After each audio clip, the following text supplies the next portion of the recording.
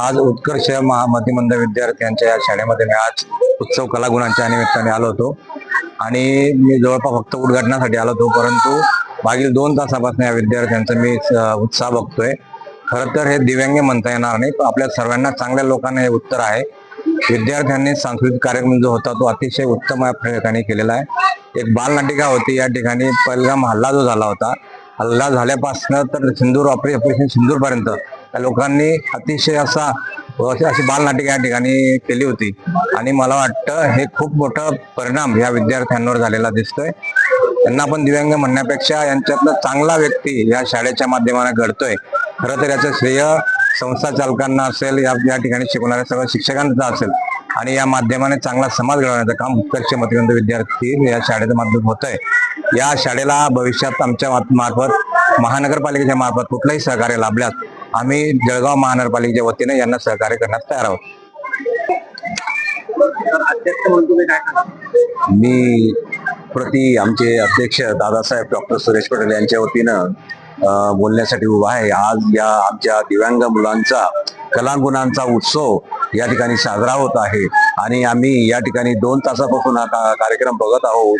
तर मी सांगू इच्छितो की या मुलांमध्ये असलेली अपार क्षमता या आमच्या शिक्षक सगळ्या वृंदांनी, सर्व कर्मचाऱ्यांनी दाखवून दिलेली आहे आणि त्या मुलांचा आत्मविश्वास सगळ्या पालकांनी, सर्व उपस्थित मंडळींनी बघितलेले आहे आणि त्यातल्या त्यात आमच्या प्रभागाचे नगरसेवक माननीय चंद्रशेखर दादा या ठिकाणी उपलब्ध आहेत, हजर आहेत. त्यांनी या ठिकाणी त्या कलागुणांचा कौतुक केलं आणि मला सांगावंसे वाटतं की आमची जी मुलं आहेत ती अपंग नाहीत, मतिमंद नाहीत, दिव्यांग नाहीत, तर ते एक नॉर्मल मुलासारखं या ठिकाणी आमच्या शाळेमध्ये सर्व तयार झालेले आहेत. याला सर्व आमच्या शिक्षकांचा मेहनत आणि कला सादर करण्याचं त्यांचं मेहनत या ठिकाणी मला सांगावीशी वाटते आणि त्यांचं कौतुक करावंसं वाटतं.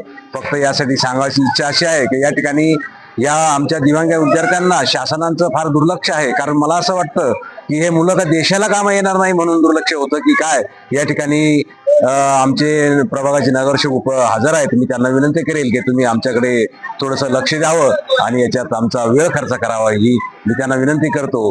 पुन्हा आमच्या या कार्यक्रम सादर होत असलेल्या मुलांचं आणि शिक्षकांचं मी कौतुक करतो. जय हिंद, जय महाराष्ट्र.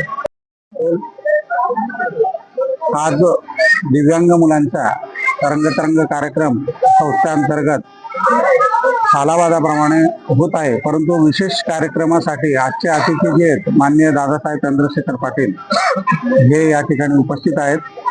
त्यांच्याशी माझी चर्चा झाली. त्या चर्चा अंतर्गत मी त्यांना एक प्रश्न मांडला आहे संस्थेचा की आम्ही गेल्या 38 वर्षापासून ही शाळा आहे आमची आणि ह्या शाळेला मनपा अंतर्गत जो नगरपालिका टॅक्स आहे तो आमचा जवळजवळ सामान्य नाही तर एक कमर्शियल रेटने आहे शाळेला आणि दिव्यांग मुलांसाठी एकमेव शाळा आहे आमची.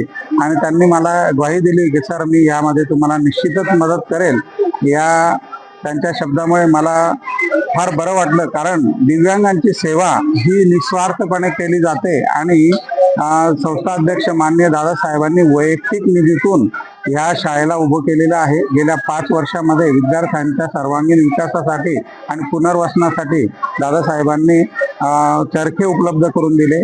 पुन्हा इमारत निधी आम्हाला दिलेला आहे आणि शासनाकडून 2019 पासून तर आतापर्यंत कुठल्याही प्रकारचे वेतनेतर अनुदान आम्हाला उपलब्ध झालेले नाही. आणि त्यातल्या त्यात विद्यार्थी संख्या आणि जळगाव शहराचा जर विचार केला तर आपल्या जळगाव शहरात फक्त 40च विद्यार्थी आहेत का हा प्रश्न समाजाला पडायला पाहिजे.